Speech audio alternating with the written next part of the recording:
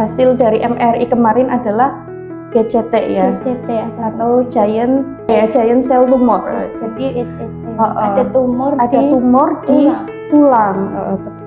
Kok saya yang harus memperhatikan gitu. Itu sempat kayak gitu terutama ketika futur kayak gitu ya. Yang satu kantor itu kan juga baru meninggal gitu kan. Takutnya itu case-nya itu nggak segera ditangani, itu saya juga akan kehilangan orang yang sama yang lagi kita usahakan untuk kesembuhannya kayak gitu. Dan juga kita belum tahu ini kondisinya kanker ganas atau jinah kayak gitu. 8 bulan itu belum mapan loh. Itu kan bikin saya ya, terutama ibu baru itu juga kepikiran gitu. Ketika pertama kali mendengar dia menangis adalah ya tangan saya juga ikut pecah gitu. Yang tadinya itu nangis karena sakit, ini tuh bener-bener nangis bahagia, Masya Allah. Allah itu baik banget. Ngebantu saya yang sendirian kayak gini tuh, Allah masih mendamping saya kayak gitu. Setelah pasca operasi, suami saya tuh bilang gini, nanti anakku malu nggak ya punya bapak difabel kayak gitu. Itu yang bikin saya juga ngedown, ya Allah gitu.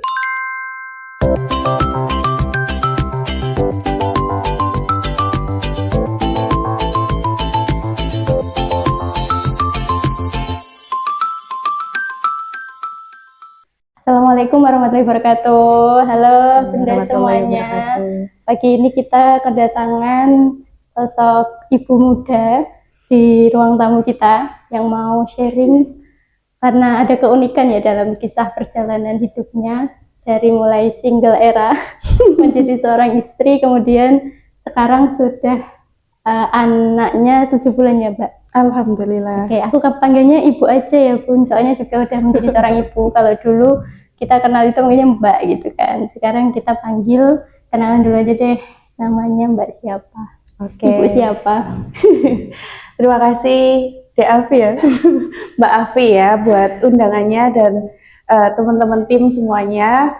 Buat bunda-bunda, salam kenal. Perkenalkan, saya Adi Nurhayati. Alhamdulillah sekarang sudah dikaruniai 1 orang anak, putri. Putri ya. Namanya Akira. Iya. Ya, Insya Allah cantik ya, Akira. Amin. Jadi Bu Adi ini asalnya dari mana Ibu Adi? Kalau aslinya itu dari Brebes, tapi domisili sekarang di Kartasura di sini. Kartasura itu Jawa Tengah ya teman-teman ya. Iya. Jadi dari Brebes merantau sudah dari sejak Alhamdulillah dari kuliah 2015 sampai sekarang. Memutuskan setelah berkeluarga tentunya tinggal di Solo, di Kartasura di sini di Sukoharjo, Jawa Tengah. Ya teman-teman, jadi karena kita berapa kali episode ya sharing seputar bagaimana sih perjuangan bunda-bunda yang mendidik sepenuh cinta. Kalau yang sebelum-sebelumnya itu perjuangannya tentang menantikan buah hati, ada juga yang perjuangan tentang anaknya yang terdiagnosa ADHD. Nah kali ini kita mau sharing ya, deep talk ya sama Ibu Ade terkait cerita ya. Cerita uniknya adalah, aku spill ya, boleh ya Mbak? Oke, cerita uniknya adalah ketika dulu memutuskan menikah itu usia berapa ya Mbak?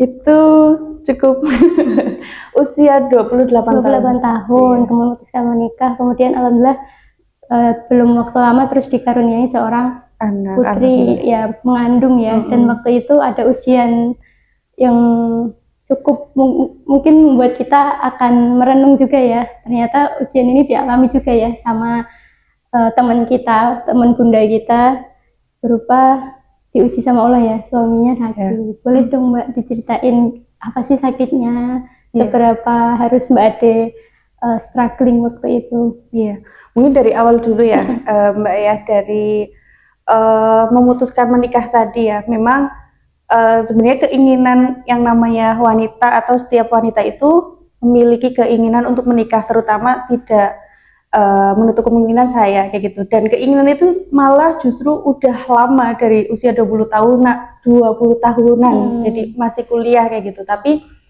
alhamdulillah dari keluarga itu kayak belum merestui kayak gitu. Mau anaknya nikah muda ya? Iya, tidak. Namanya juga orang tua ya, mungkin ada keinginan untuk anaknya untuk kayak berkarir dulu dengan apa-apa yang sudah diraihnya. Kan udah kuliah kayak gitu, kebanyakan kayak di kampung memang kayak gitu, ketika sudah kuliah kan memutuskan kerja dan sebagainya kayak gitu, biar karirnya dulu kayak gitu. Nah begitu juga dengan orang tua saya, sampai akhirnya saya juga udahlah ngapain mikirin menikah kayak gitu lah. Akhirnya memang saya juga fokus kerja kayak gitu sampai nggak nyangka ya udah 28 tahun kok belum ini kayak gitu berkarir ya. Iya kayak gitu. Dan ternyata di kerjaan. Ternyata dari keluarga juga akhirnya merasa khawatir juga kayak gitu lah, kok anak saya belum menikah usia segini kayak gitu. Dan sampai akhirnya keinginan itu juga sudah timbul di saya kayak gitu untuk menikah. Dan akhirnya usia 28 tahun keinginan itu udah ada, keluarga udah mendukung, datanglah pangeran. Sekarang nyebutnya pangeran ya, waktu itu belum pangeran ya gitu, karena usia saya dengan suami itu cukup ada jarak gitu, dan saya lebih tua kayak gitu secara usia. Suami saya selisihnya itu 2 tahun kayak gitu. Melihat sosok beliau yang lebih muda kayak gitu juga ya ada pertimbangan tentunya dari saya kayak gitu. Sampai akhirnya saya melihat bibit-bibit bobot dan tentunya konsultasi sama ustazah saya kayak gitu. Akhirnya melalui proses tentunya dan dipertemukanlah kami. Melihat proses, alhamdulillah dari ta'aruf bukan ta'aruf ya, kita udah kenal. Dari proses lah ya, dari proses. Jadi ketemunya jadi kita kerjaan, memang satu kerjaan, tapi insya Allah terjaga ya kayak gitu. Tapi untuk proses kita sampai menikah pun kita melibatkan pihak lain yang membantu kita, memfasilitasi kita kayak gitu. Dan alhamdulillah kita ngerasanya jalannya itu gampang gitu lah, sampai alhamdulillah Allah mudahkan sampai akhirnya di usia pernikahan kita yang mungkin berapa bulan ya, September, November. Tahun berapa ini berarti? Kita menikah tahun 2024. Nah, sebelum ujian besar ya, bisa dikatakan besar bagi kami berdua itu hadir, sebelumnya suami juga diuji sakit oleh Allah. Baru usia 3 bulan pernikahan, qadarullah suami masuk rumah sakit kayak gitu, karena diagnosa ada sakit di saluran kencing kayak gitu. Nah, itu memang sempat masuk rumah sakit juga, dan itu juga membuat saya agak kaget kayak gitu karena yang kita tahu, mungkin kita kenal sosok teman kita kerja gitu sehat-sehat aja kayak gitu ya, karena saya juga mengenal beliau juga sehat-sehat aja secara fisik, tapi setelah menikah qadarullah Allah memberikan ujian yang pertama itu sakit yang seperti itu.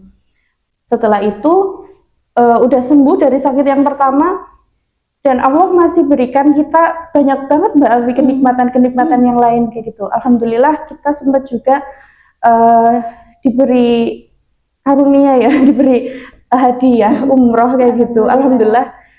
Dan pada saat itu saya sudah hamil usia 2 bulan, usia 2 bulan kayak gitu. Usia 2 bulan hamil, kita dikasih hadiah umroh, kemudian dimudahkan oleh Allah juga untuk jalan ke sana kayak gitu, untuk menunaikan ibadah umroh. Nah, sakitnya itu suami saya itu kita juga kayak bisa dibilang salah diagnosa ya dari awal ya. Yang tadi saluran kencing itu sudah selesai. Jadi selesai umroh selang mungkin 1 bulan. Nah, ini yang membuat saya juga agak gemes ya di awal itu. Di awal itu didiagnosa radang sendi, karena suami itu sempat mengeluh sendinya itu sakit kayak gitu. Ternyata diperiksa sampai sekitar 1 bulan itu diagnosanya tidak kunjung membaik gitu, dengan pengobatan yang ada tentunya kayak gitu. Akhirnya kita minta untuk penanganan lebih lanjut, karena hanya fisioterapi dan obat dan itu tidak kunjung sembuh, akhirnya kita minta rongsen kayak gitu. Setelah di rongsen itu ternyata ada apa namanya diagnosa lain juga. Itu enggak sekedar radang sendi, tetapi ada ligamen yang putus, otot ya, terkait otot. Seperti itu sampai akhirnya harus di terapi fisioterapi juga. Sampai di fisioterapi tetapi tidak kunjung sembuh juga, Mbak Afi. Akhirnya dari rumah sakit yang bersangkutan itu menyarankan untuk di MRI, untuk di rongsen total secara keseluruhan biar satu tahu tubuh. apa detail sakitnya. Iya betul, gitu. Nah, untuk menunggu jarak antara MRI, pendaftaran, sampai menunggu hasilnya itu juga tidak 1-2 hari, tapi hampir 1 bulan sendiri kayak gitu. Sampai akhirnya di MRI selesai, nunggu hasil MRI itu kurang lebih 1 minggu lagi kayak gitu. Tapi qadarullah kakinya itu sudah benar-benar nggak kuat untuk menahan sakitnya itu. Jadi setiap malam itu suami saya itu hampir nyeri-nyeri merintih kayak gitu ya. Ya saya juga nggak bisa memahami gitu karena ada perasaan juga merasa kayak kok sakit sendi aja sampai segitunya kayak gitulah. Ternyata Allah kasih ujian lagi. Suami sambil menunggu hasil MRI itu ternyata karena nggak kuat jatuh duluan kan, jatuh duluan. Akhirnya dibawa langsung ke rumah sakit, kemudian dari situlah kita tahu ternyata suami diagnosa hasil dari MRI kemarin adalah GCT ya, atau giant cell ya. Oh ya, giant cell tumor. Jadi ada tumor di tulang, tepatnya di tulang kayak gitu. Itu yang Mbak Ibu Ade itu nikahnya September 2024. Terus kemudian dikaruniai 2 minggu, udah tadi umroh ya. Umroh itu udah mengandung 2 minggu. 2 bulan. 2 bulan. Terus berarti selama proses mengantarkan suami merasakan nyeri otot sampai tadi didiagnosa GCT, posisinya Mbak Ade lagi hamil. Berapa bulan itu berarti Mbak Ade? Itu dari berapa bulan dari menemani itu ya? Jadi sepanjang tahun 2025. 2025. Ya, dari usia 3 bulan ya, 3 bulan sampai 8 bulan. Didiagnosa GCT suami itu bulan Juni ya. Berarti selama Januari ke Juni itu ya 6 bulan. 6 bulan. Hamil 6 bulan, 7 bulan ya. 7 bulan. Jadi memang sudah hamil besar ya, bunda-bunda. Ya. Dan harus merawat suami, mendengarkan suami yang ketika tadi ya, kalau malam kok kenapa sakit, nyeri segitunya gitu sampai terdiagnosa itu. Terus gimana Ibu Ade yang pertama kali mendengar diagnosa itu, terus posisinya juga lagi hamil gitu, ada tekanan khusus atau seperti apa yang dialami saat itu? Jadi prinsipnya ketika ada masalah kayak gitu dalam hidup saya gitu ya Mbak, bagaimana saya mengkondisikan diri saya dulu tentunya ya, karena kita mau menghadapi orang lain yang ingin kita tolong kayak gitu, kita harus mengkondisikan diri kita kayak gitu. Sebenarnya posisi itu kan saya juga benar-benar sedang butuh ditopang ya. Nggak memungkiri ya, sosok yang namanya pengantin muda, nikah muda itu pengen yang namanya dimanja, didampingi, diperhatikan dan sebagainya kayak gitu. Tapi kok saya yang harus memperhatikan gitu. Itu sempat kayak gitu terutama ketika futur kayak gitu ya, lemes gitu ya. Dan masa-masa TM1 itu kan memang emosi itu kita nggak stabil banget ya, kita mudah banget tersinggung dan sebagainya. Dan ada masa juga saya itu nggak bisa memahami suami saya gitu, posisinya sakit kayak gitu. Tapi gimana saya mengontrol emosi adalah bagaimana saya berusaha mengkondisikan diri saya untuk ini itu ya bisa diselesaikan, dan yang penting kamu tenang dulu kayak gitu. Dan ya sempat sedih tentunya ya Mbak ya, tentu sedih, dan saya berusaha menguatkan diri saya sendiri. Alhamdulillahnya juga lingkungan itu benar-benar sangat-sangat membantu, terutama orang-orang sekitar, teman-teman kantor itu support system yang sangat-sangat membantu saya untuk bertahan sejauh ini kayak gitu. Ya. Jadi poin pertama ya teman-teman yang tadi Mbak Ade bilang, ketenangan adalah kunci utama ketika menghadapi masalah ya. Benar. Kita mungkin saat ini yang kita belum berkeluarga itu belum relate ya kan, kadang masih tantrum terus kayak overthinking. Nah Mbak Ade gimana kita nenangin diri dulu ya, karena kita juga waktu itu Mbak Ade bawa sosok janin yang juga udah bisa merasakan apa yang ibunya rasakan gitu. Dan aku ingat banget ya ketika Mbak Ade malam waktu di rumah sakit itu nangis. Memang udah besar bunda-bunda ya waktu itu kan, sempat juga ya kita jenguk Mbak Ade sama suaminya yang pertama kali didiagnosis jatuh itu langsung dibawa ya. Tapi ada hikmahnya juga ya Mbak waktu itu, kenapa langsung bisa tertangani ya. Kalau nggak salah itu ya di baca-baca artikel kan juga GCT yang kalau nggak segera ditangani itu bakal menyebar lebih ganas kayak gitu. Jadi bisa ya, ternyata Mbak Ade sekuat itu ya untuk bagaimana menuju ke 6 bulan tadi ya, menghadapi suaminya yang harus operasi segala macam, terus menuju ke trimester ketiga nih gimana Mbak Ade? Itu udah habis operasi berarti ya? Suaminya udah selesai? Belum. Belum. Operasi yang pertama ya. Jadi suami saya itu operasi 2 kali ya teman-teman. Ya Allah. Itu ya ingat momen itu banget ya Mbak Afi. Mungkin itu don-donnya saya. Ketika suami setelah itu jatuh, habis itu harus langsung dilarikan ke rumah sakit karena memang kalau suami saya pengennya tindakan kayak gitu. Maksudnya mungkin karena kita awam, kita nggak tahu sakit yang di dalam itu, yang diderita itu seperti apa bentuknya. Yang merasakan adalah suami saya ya. Kita yang orang-orang sekitarnya cuma bisa nangis kayak gitu. Dan saya sempat ngedon, sempat nangis ya, bener-bener nangis pada waktu itu karena beberapa bulan sebelum suami saya jatuh itu kan teman kita terdekat kita yang satu kantor itu kan juga baru meninggal gitu kan. Takutnya itu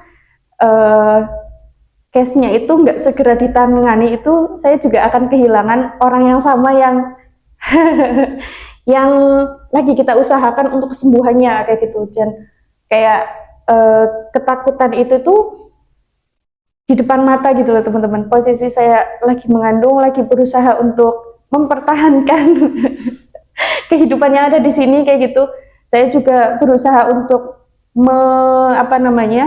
menguatkan sosok yang ada satunya kayak gitu ya, dalam hari ini suami saya kayak gitu. Yaitu ketakutan saya itu gitu.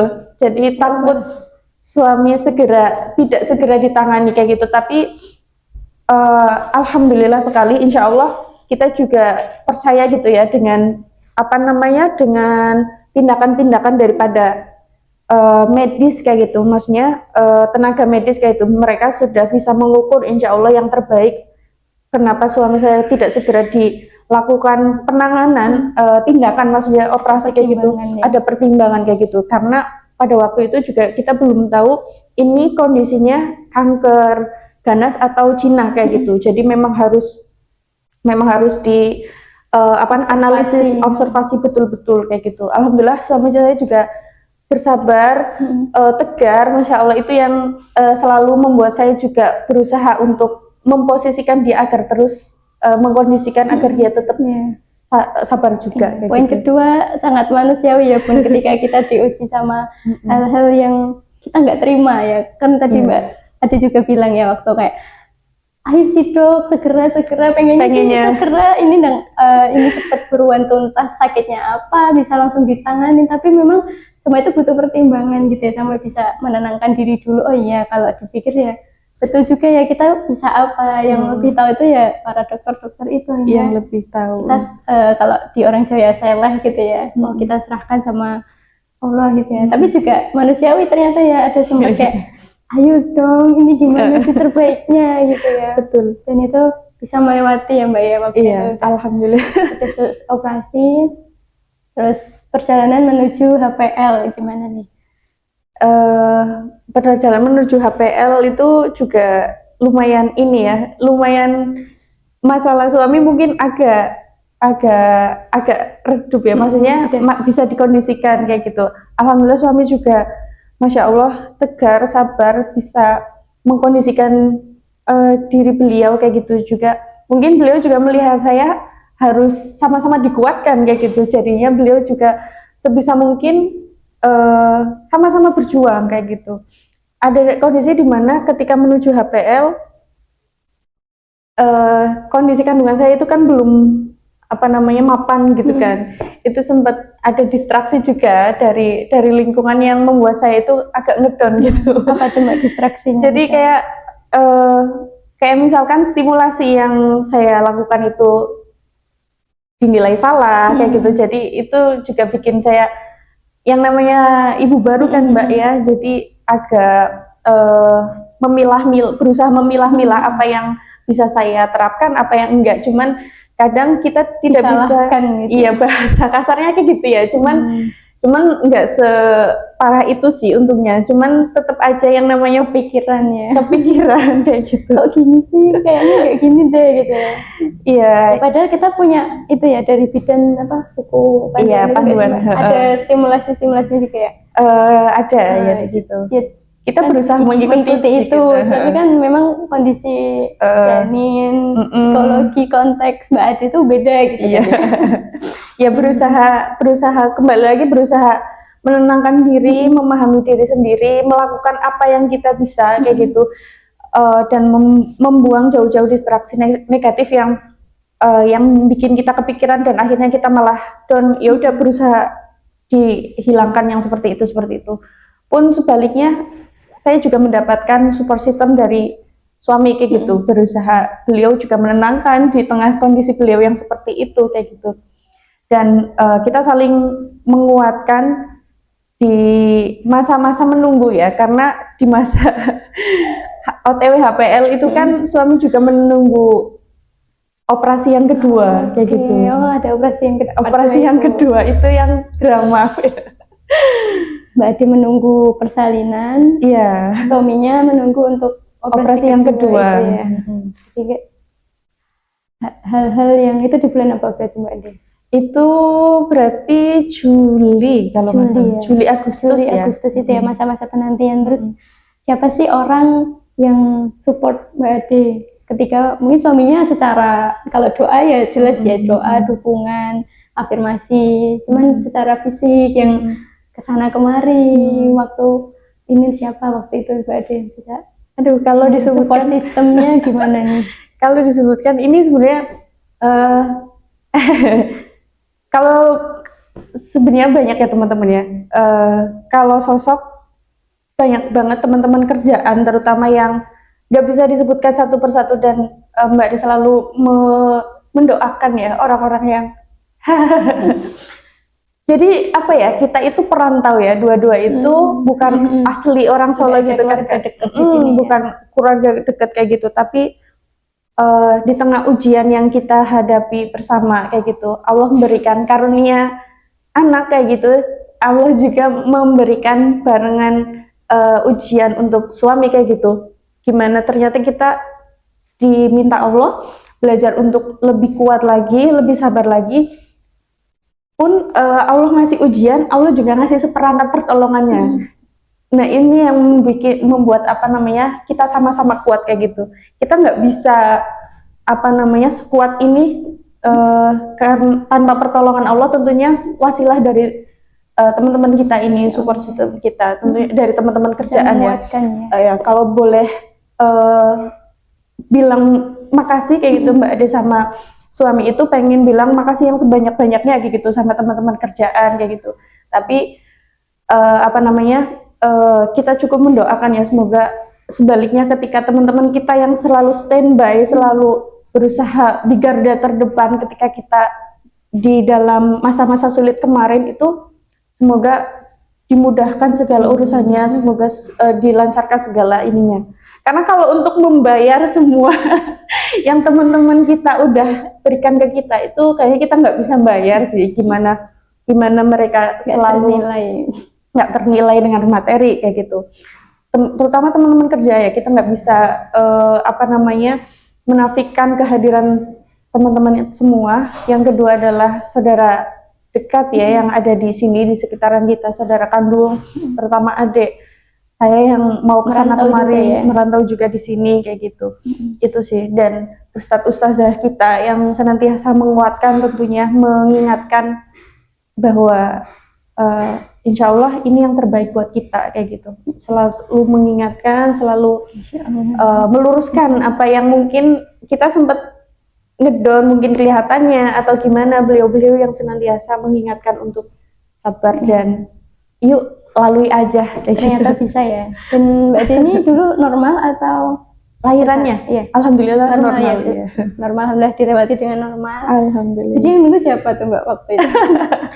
Yang nunggu adalah ibu apa ya? Ibu ideologis.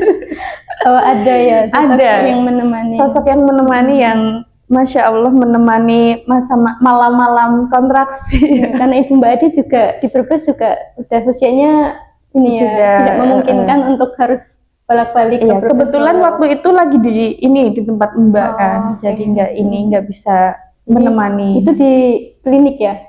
Itu di rumah sakit. Jadi ditemani sama sosok Ibu Uma kita ya, Uma untuk menemani persalinan Mbak Ade. Iya. Dan berarti full time di situ. Full time dari harus biasanya kan kalau dengar cerita orang-orang lahir kan ya, ada yang dipegang, ada yang diremet, diremes tangannya, kayak harus punya sosok yang kayak gitu. Iya. Uma itu ya. Jadi selama malam kontraksi itu dan alhamdulillahnya Mbak Afi ya, di tengah mungkin kesulitan kemarin-kemarin dari mulai mengusahakan posisi dede di bawah yang 8 bulan itu belum mapan loh. Itu kan bikin saya ya, terutama ibu baru itu juga kepikiran gitu. Dek gimana belum ini, ayo dek gitu. Itu juga bikin saya saya kepikiran kayak gitu. Dan Uma itu menemani dari dari mulai USG, jadi nggak cuma pas persalinan aja kayak gitu. Sampai rumah sakit kita dicek itu belum ada pembukaan. Padahal tapi udah kontraksi. Udah rasanya itu udah nikmat sekali gitu ya. Itu belum ada pembukaan kayak gitu. Kemudian saya percaya bayi itu kan cerdas ya, bisa memahami apa yang kita orang tua sampaikan kayak gitu. Aku bilang sama Dedek besok jangan sampai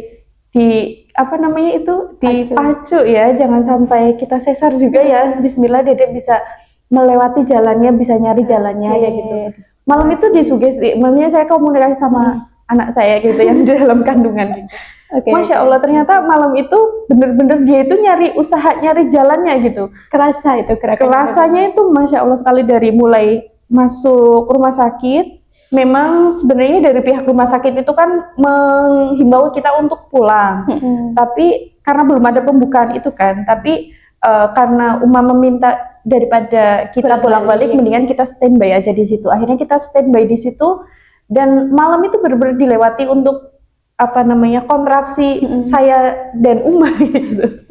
Ya udah, yang menemani saya selama kontraksi adalah Uma, yang tangannya saya remas, yang saya tarik-tarik dan sebagainya. Yang nonton ini, makasih ya, Masya Allah. Yang menguatkan dan sebagainya kayak gitu. Dari pembukaan 0 sampai 6. Paginya itu langsung pembukaan 6 kayak gitu. Orang-orang itu kalau dengar cerita langsung pembukaan 6 katanya itu cepet banget kayak gitu. Padahal pertama kan langsung 6 dan kayak gitu. normal. Alhamdulillah paginya itu di ruang bersalin, karena kita belum stay berkas dan sebagainya kan, akhirnya kita terpisah, saya dan Uma. Uma ngurus berkasnya, saya berjuang di ruang bersalin sendiri berarti ya? Sendiri. Dan perawat maksudnya? Dan perawat dengan suster-suster gitu. Orang dokternya aja belum ada gitu. wanita muslimah tangguh ini ya, Insya Allah. terbiasa. Ternyata Allah ujinya juga nggak main-main ya bunda-bunda. Insya Allah, ternyata Terus nikmat itu. gimana sih Mbak perasaan pertama kali, kan normal ya, terus Mm-mm. alhamdulillah pas waktu itu bayi lahir kan nangis gitu ya, perasaan sebelum ke situ deh, pas waktu kontraksi. Kemudian ngeden ya bahasanya apa, ngejan itu harus perjuangan. Siapa sih nama yang paling Mbak Ade inget untuk bisa menguatkan, atau ya cuma yang penting aku sama Allah, atau gimana? Siapa satu nama yang Mbak Ade bikin itu kuat waktu menjalani proses persalinan?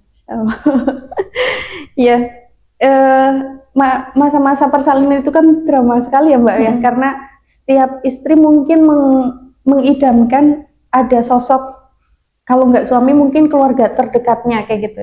Nah posisi itu saya nggak ada siapa-siapa kayak gitu. Tapi saya udah lillahi ta'ala ketika dari mulai berangkat ke rumah sakit dan sebagainya kayak gitu, memang jalannya udah seperti ini kayak gitu. Siapa sosok yang senantiasa saya ingat? Yang pertama tentunya saya udah lillahi ta'ala ingatnya Allah gitu ya, maksudnya ya Allah, apapun yang terjadi setelah ini hamba serahkan kepadamu kayak gitu. Jujur saya fokusnya itu terus ke anak janin. Kayak gitu, ke janin. Jadi udah tahu itu akan perempuan gitu ya? Dari USG ya, tapi tahu itu perempuan. Iya, jadi siapapun yang keluar nantinya, Bismillah, ayo kita berjuang bersama-sama, bahasanya kayak gitu. Kemudian orang tua dan suami gitu yang Bismillah, ini saya usahakan untuk suami kan pasti mengharapkan keturunan kayak gitu kan. Beliau mengusahakan ini, saya mengusahakan ini untuk yang terbaik gitu. Saya juga berusaha melalui proses persalinan ini dengan sebaik mungkin kayak gitu. Ya udah di situ pokoknya lillahi ta'ala yang ada itu zikir dan zikir kayak gitu. Karena itu benar-benar kayak yang menenangkan dan sekaligus menguatkan kayak gitu. Karena kita mau teriak adanya suster, yang ada kita dimarahin gitu. Dimarahin. Galak nggak Mbak? Susternya galak? Kalau menurut saya lumayan gitu ya biasanya ya. Guys, Mbak lebih ke ngarahin kayak gitu. Cuman kan kita sentimen ya. Lagi kok gini sih dimarahin gitu kali ya. Ya kalau cerita orang-orang cerita ya. Karena bentak dikit itu kayak kabar pacarnya namanya juga lagi berjuang gitu kan. Katanya sampai lupa cara gimana ya nafasnya, gimana cara ngeden. Ya, terus pertama kali dengar suara bayi Akira. Wah itu Masya Allah sekali ya. Kayaknya secara fisik itu bener-bener lega gitu. Lega, plong, dan nangis bareng sih. Dia nangis, saya juga lebih nangis. Nangis karena ya Allah, ternyata Allah itu benar-benar membantu, memudahkan segala sesuatunya kayak gitu. Satu hal yang saya ingat adalah ya ketakutan itu normal ya Mbak Afia. Ketakutan itu normal, siapapun pasti akan merasakan ketakutan, terutama kita yang baru pertama kali kayak gitu. Tapi ingat bahwa kalau kita ingat Allah, Allah itu pasti akan ingat kita kayak gitu. Dan ya udah yang saya lakukan di situ adalah ingat Allah ini. Ketika pertama kali mendengar dia menangis adalah ya tangis saya juga ikut pecah gitu. Yang tadinya itu nangis karena sakit, ini tuh bener-bener nangis bahagia, Masya Allah. Allah itu baik banget. Ngebantu saya yang sendirian kayak gini tuh, Allah masih mendampingi saya kayak gitu. Ya udah dari situ juga saya, ya Allah, makasih. Alhamdulillah. Nggak ada kata-kata lain kayaknya. Alhamdulillah. Yang dinamai Akira. Akira. Cukup aktif juga ya Bu. Masya Allah. Stimulasi yang dulu sejak lahir, sejak dalam kandungan ya bahkan ya. Stimulasi, diajak ngobrol ya kan. Bener. Yang tadi posisinya belum siap untuk keluar, jadi akhirnya atas izin Allah ya tentunya ya, dengan stimulasi itu dan izin Allah bisa mapan dan keluar dengan normal ya. Dan apa sih yang Mbak Ade bakal wariskan ya, Mbak Ade dan suami ya, ke anak Mbak Akira ini tentang nilai-nilai kehidupan yang sudah orang tuanya alamin gitu.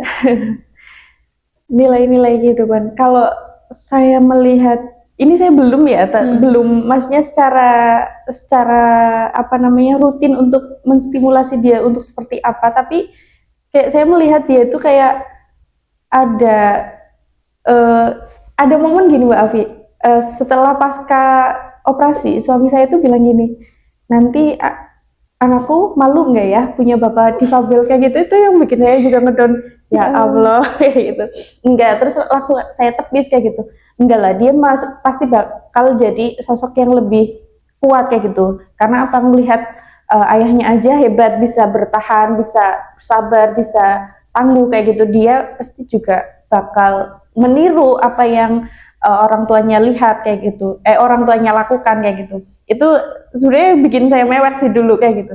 Dan saya melihat ya, mungkin secara fisik dia itu enggak yang apa namanya subur ya bahasanya, anak yang besar secara berat badan dan sebagainya, tapi alhamdulillah Allah kasih kekuatan, kelincahan dan sebagainya kayak gitu, yang mungkin secara stimulasi itu saya juga nggak ngasih setiap hari gitu Mbak Afi, tapi secara perkembangannya Masya Allah, Allah berikan kekuatan di fisik dia, di ingatan dia, yang menurut saya itu, saya kadang kalau misalkan melihat dia sekilas kayak gitu, Masya Allah, Allah itu benar-benar mungkin di tengah ayahnya yang apa namanya, Allah kasih ujian, satu kenikmatan yang diambil secara fisiknya, tapi Allah berikan kenikmatan yang besar di anak kita kayak gitu, anak yang saya bukan melebih-lebihkan ya, tapi saya melihat ada itu sosok yang anak yang kuat kayak gitu. Semoga Allah juga jaga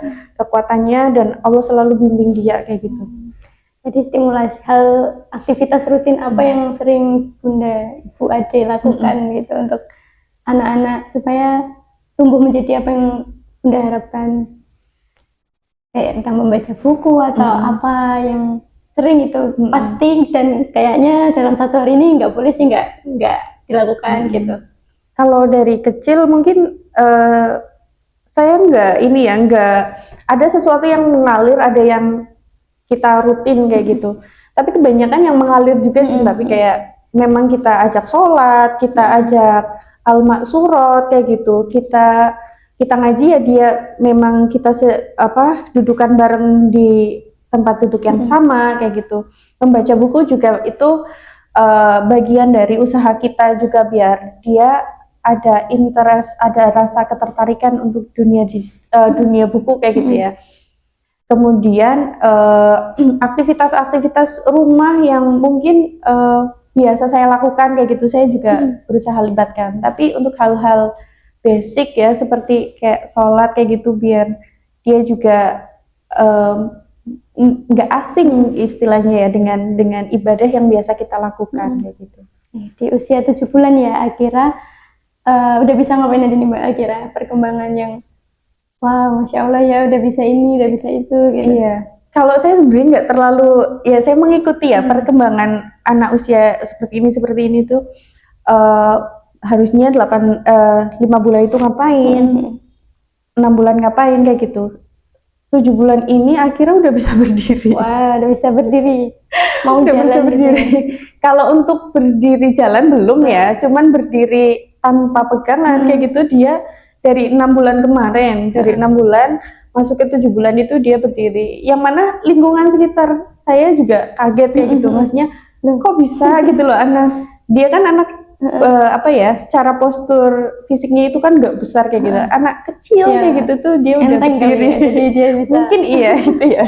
Karena fisiknya kecil jadi dia mudah untuk belajar kayak gitu. Insya Allah ya, jadi makan juga alhamdulillah nggak ini TTM. belum, jangan sampai ya. Apa spill Mbak tipsnya?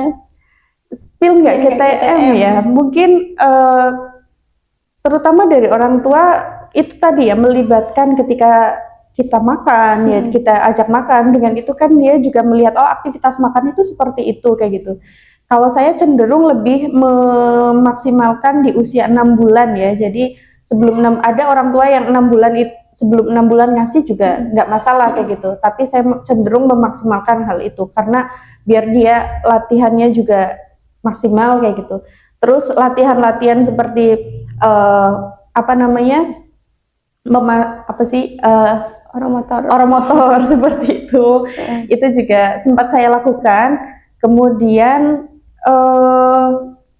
pastinya ketika memasuki masa MPASI kita juga berusaha memberikan tekstur makanan yang sesuai dengan usianya kayak gitu, dan tidak memberikan waktu makan di saat dia mungkin ngantuk atau kekenyangan kayak gitu. Itu juga harus yang kita perhatikan kayak gitu, karena banyak anak yatim itu bukan karena sebenarnya nggak suka sama makanannya, tapi mungkin kondisi dia lagi masih apa namanya kenyang atau dia ngantuk, sebenarnya aku butuh istirahat dulu Bu kayak gitu.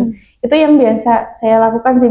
Alhamdulillah sejauh ini akhirnya belum ada kendala. Cuma sekarang itu kan tubuh gigi Mbak Avi, jadi memang agak apa namanya agak lama durasi makannya. Kalau biasanya itu 6-10 menit itu udah selesai kayak gitu. Nah itu ya faktor itu ya. Ya sebagai ibu muda yang tentunya mesti banyak belajar ya dari referensi berbagai entah ya dokter anak juga ya sering konsultasi gitu ya Mbak Ade, dengan circle-circle yang juga sesama ibu muda gitu ya.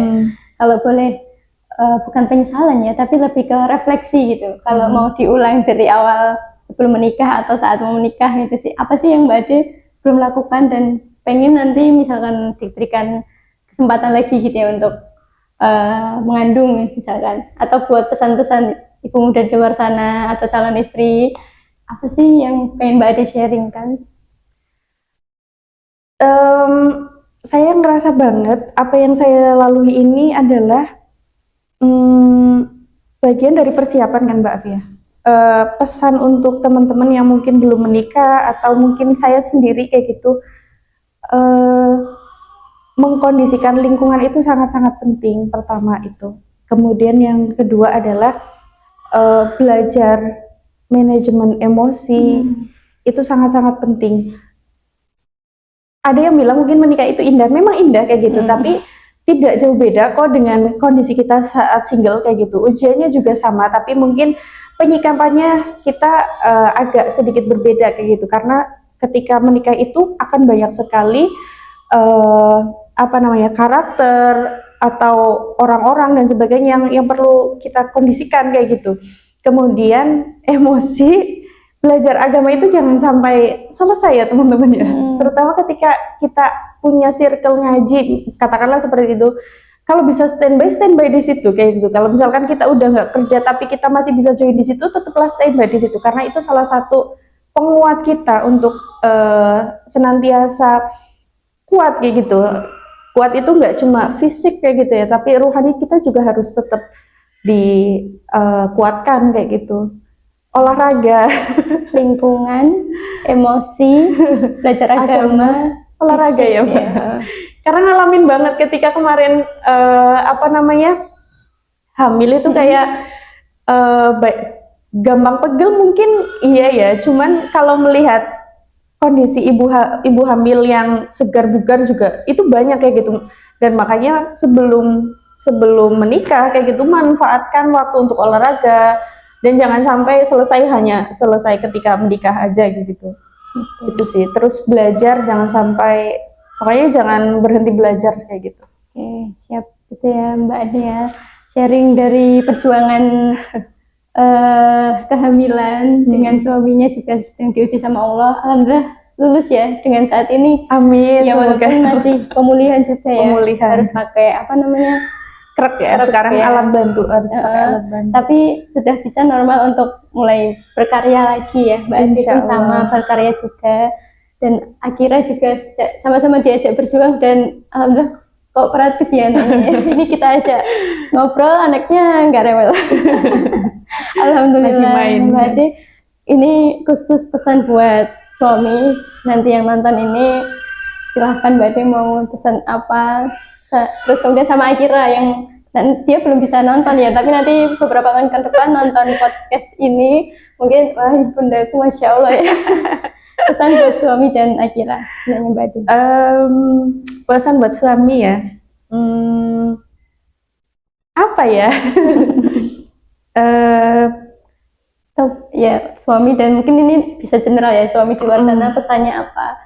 Ya, eh, kalau Mbak Ade pribadi melihat orang lain itu sangat-sangat yakin setiap orang itu punya potensi kayak gitu, punya potensi apapun itu, termasuk ketika di uji kayak gitu juga dia punya potensi untuk menghadapi itu, punya potensi kesabaran tentunya dalam hal ujian kayak gitu. Jangan mengecilkan kesabaran yang Allah kasih kayak gitu ya, dengan pikiran-pikiran kita yang mungkin jelek sedikit kayak gitu, kemudian menghilangkan uh, karunia yang Allah kasih kayak gitu. Dan untuk suamiku, aku yakin dan sangat-sangat yakin kamu adalah sosok yang kuat. Allah, suaminya Mbak Ade. Sosok yang kuat, kuat itu tidak hanya fisiknya, kuat sabarnya, karena beliau saya akui orang yang benar-benar sabar kayak gitu. Sabar menghadapi ujian ini, dan untuk Ananda Akira juga tetap menjadi anak yang kuat fisik maupun rohani kayak gitu, karena tugas kita di dunia itu tidak hanya sekedar hidup tentunya ya ayah, tetapi insya Allah kita diharapkan Allah untuk menjadi sebaik-baiknya manusia, dan Allah itu mencintai orang-orang yang kuat. Allah ya, kan Allah bilang kamu gak akan diuji di luar batas kemampuanmu ya. Ternyata Mbak Ade juga mampu melewatinya. Mbak Ade sekeluarga bisa mampu melewatinya. Barangkali ada cerita yang sama ayah bunda alami di luar sana. Ayah bunda gak sendirian ya. Ada sosok cerita di samping saya ini yang tadi membagikan cerita sungguh luar biasa. Dan saya yakin gak satu-satunya ya. Cerita-cerita yang lain juga menjadi penguat kita. Kalau kita itu sama-sama hambanya Allah yang insya Allah sama-sama kita berjuang untuk lulus ujian, menjadi orang-orang yang Allah ridhoi dan tentunya ya dicintai sama Rasulullah SAW. Ya, makasih Bu Ade yang terima kasih juga Mbak Afi sharing hari ini. Semoga bisa bukan menginspirasi ya, karena tugas kita inspirasi itu ya nanti urusannya Allah gitu. Yang kita pengen sharingkan supaya kita saling menguatkan ya. Muslimah-muslimah di luar sana. Kita jumpa lagi insya Allah di ngobrol-ngobrol podcast ala-ala selanjutnya di next kesempatan. Buat kamu yang mau sharing juga bisa ya hubungi kita di akun yang ada di bawah. Terima kasih. Assalamualaikum warahmatullahi wabarakatuh. Waalaikumsalam warahmatullahi. Terima kasih ya. Iya, dadah.